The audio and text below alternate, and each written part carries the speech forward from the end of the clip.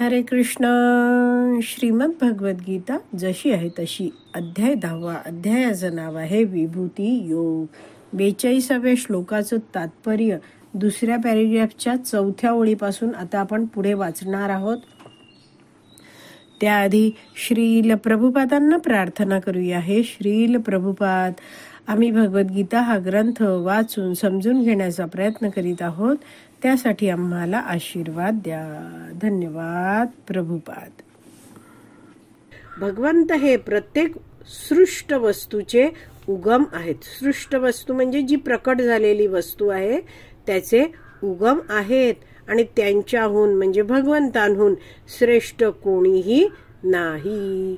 ते म्हणजे भगवंत असम ऊर्ध्व आहेत, अर्थात त्यांच्याहून श्रेष्ठ किंवा त्यांच्या बरोबरीचा कोणीही नाही. तर असे भगवंत आहेत. त्यांबद्दल काय म्हटलंय? असम. असम म्हणजे त्यांच्या समानही कोणी नाही आणि ऊर्ध्व त्यांच्यापेक्षा श्रेष्ठही कुणीच नाही. तर ह्याबद्दल आणखीन एक वाक्य आहे, संस्कृत शब्द आहे एकमेव अद्वितीय. तर एकमेव सर्वश्रेष्ठ असे भगवंत आहेत. अद्वितीय म्हणजे त्यांच्या समान दुसरा कुणीही नाही. पुढे वाचते आहे. पद्मपुराणात म्हटले आहे की जो मनुष्य भगवान श्रीकृष्णांना देवता समान, मग ते ब्रह्मदेव असोत अथवा शंकर असोत, मानतो, म्हणजे जो मनुष्य भगवान श्रीकृष्णांना इतर देवतांसमान मानतो तो तात्काळ नास्तिक बनतो. तर जर आपण भगवान श्रीकृष्णांना देवतांच्या समान मानायला लागलो तर आपण कोण बनू? नास्तिक बनू.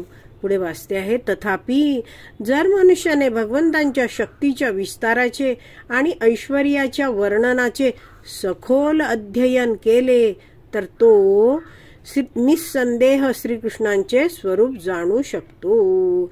श्रीकृष्णांच्या भक्तीमध्ये आपले मन दृढपणे स्थिर करू शकतो.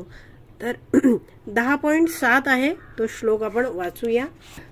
भगवान श्रीकृष्ण 10.7 या श्लोकामध्ये अर्जुनाला म्हणता आहेत, एतां विभूतिं योगं च मम यो वेत्ति तत्वतः सो अविकल्पेन योगेन युज्यते न अत्र संशयः. ज्याला माझ्या ऐश्वर्याची आणि योग शक्तीची वास्तविकपणे खात्री पटते तो अनन्य भक्ती योगामध्ये तत्पर होतो, यात मुळीच संशय नाही. तर ज्यांनी नीटपणे हे जाणलं आहे की कसे भगवंत ऐश्वर्यशाली आहेत, कसे महान आहेत, तर तो लगेचच अनन्य भक्ती, भगवंतांची अनन्य भक्ती करतो. अनन्य म्हणजे काय?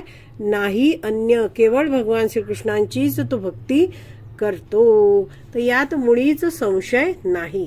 तर हेच या इथे श्रील प्रभुपाद देत आहेत की असा व्यक्ती आहे त्यांनी भगवंतांच्या श्रीकृष्णांच्या शक्तीच्या विस्ताराचं आणि ऐश्वर्याचं नीट वर्णन ऐकलं आहे, त्याच्यावर अभ्यास केला आहे, नीट जाणून घेतला आहे, तर मग निसंदेह त्याच्या मनामध्ये कोणतीच शंका राहत नाही. तो नीटपणे भगवंतांचं स्वरूप जाणू शकतो. आणि असा व्यक्ती आहे तो भगवान श्रीकृष्णांच्या भक्तीमध्ये आपलं मन आहे ते दृढपणे स्थिर करू शकतो. पुढे वाचूया. भगवंत आपल्या स्वांश विस्ताराद्वारे परमात्मा रूपाने सर्व व्यापून राहतात, कारण परमात्मा अस्तित्वातील प्रत्येक वस्तूमध्ये प्रविष्ट होतो. तर इथे जर तुमच्या इथे भगवंत आपल्या विभिन्न अंश असा जर शब्द असेल तर तो खोडा, आणि तो शब्द प्रिंटिंग मिस्टेक आहे, ते तिथे आहे तो शब्द स्वांश. तर भगवंत आपल्या स्वांश विस्ताराद्वारे, तर भगवान श्रीकृष्णांचे जे अनेक सारे विस्तार आहेत, जी विष्णू तत्व आहेत, त्याला म्हटलं जातं स्वांश. तर भगवंतांचा एक स्वांश विस्तार काय आहे? परमात्मा, तिसरा पुरुष अवतार क्षीरोदकशाही विष्णू. तर भगवंत आपला हा जो स्वांश विस्तार आहे, ज्याला परमात्मा म्हणतात, म्हणजेच ते कोणता आहे, तिसरा पुरुष अवतार आहे, त्याला म्हटलं जातं क्षीरोदकशाही विष्णू. तर या परमात्मा रूपाद्वारे भगवंत सर्व व्यापून राहतात. कारण परमात्मा अस्तित्वातील प्रत्येक वस्तूमध्ये प्रविष्ट होतो. तर हे आपण आधीच जाणलं आहे. परमात्मा रूपात भगवंतांनी प्रत्येक सृष्टीतल्या अणुत कणात प्रवेश केला आणि जीवाने धारण केलेल्या शरीरातील हृदयात सुद्धा भगवंतांनी परमात्मा रूपात प्रवेश केला.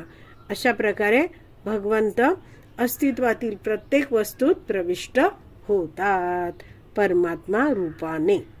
पुढे वाचते आहे, म्हणून शुद्ध भक्त भक्तिभावाने पूर्णपणे आपले मन कृष्ण भावनेमध्ये एकाग्र करतात.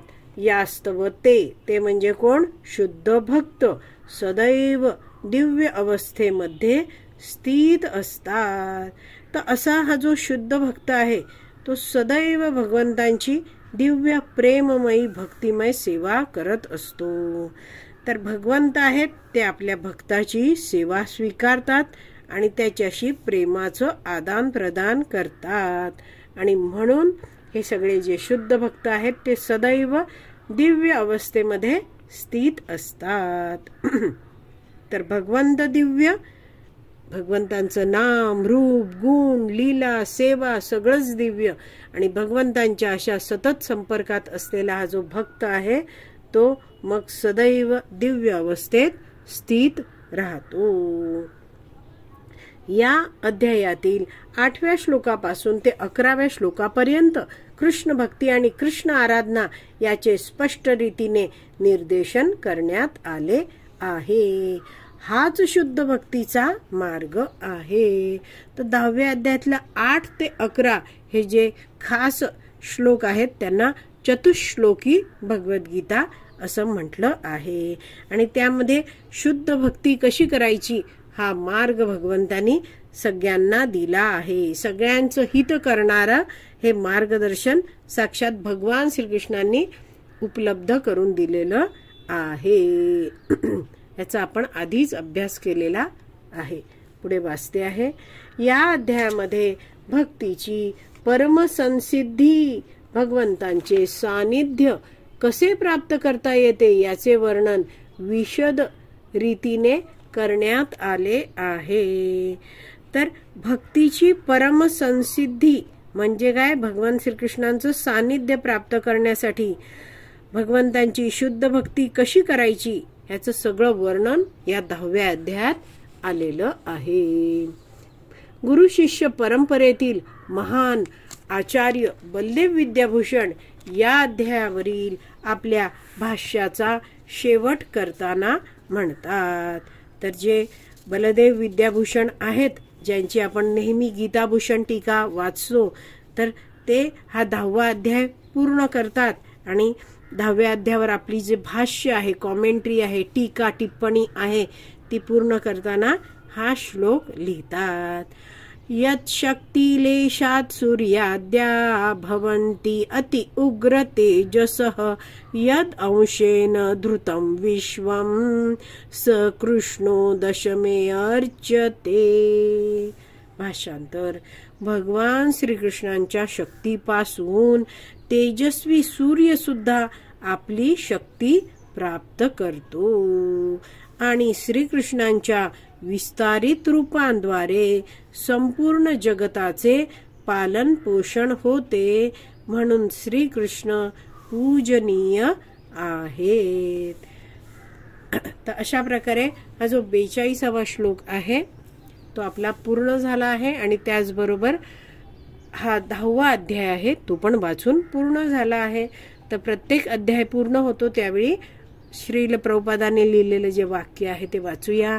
या प्रकारे भगवद्गीतेच्या विभूती योग या 10व्या अध्यायावरील भक्तिवेदांत भाष्य संपन्न.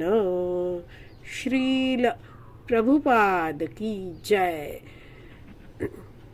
श्रीमद् भगवद गीता की जय. श्रील प्रभुपाद की जय. हरि बोल.